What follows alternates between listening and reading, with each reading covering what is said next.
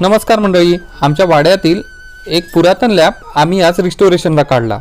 त्या लॅम्पवर असे नाव होते पेटेंट 1890 ॲस्ट्रल लॅम्पे 20 म्हणून ते गुगलवर सहज सर्च केले तर तो लॅम्प युरोपमधील मेड इन ऑस्ट्रिया निघाला आणि तो सुद्धा 1890 साली बनलेला। इतक्या पुरातन विंटेज पितळीच्या केरोसिन लॅम्पला आता आम्ही जतन करण्यासाठी आणखीनच उत्सुक होतो। त्यामुळे शक्य तितके त्याचे पार्ट अलग करून त्याला घासून पुसून स्वच्छ करून परत जसेच्या तसे लावून टाकले। हा पितळीचा लॅम्प केरोसिनवर चालणारा असून त्याला वर उंच असा आपल्याला काच बसवता येतो।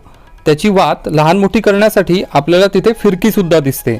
तसेच त्यात केरोसिन टाकण्यासाठी बाजूला एक छिद्र सुद्धा दिसते ज्यातून आपण केरोसिन टाकू शकतो। या अँटिक लॅम्पची बैठक बघा, तुम्ही जमिनीवरही ठेवू शकता किंवा तुम्हाला जर उंचावर ठेवायचं असेल तर लाकडी खांब त्यामध्ये टाकून त्याची बैठक उंच स्टँडवरही करता येते। व्हिडिओ आवडला असेल तर नका दिसला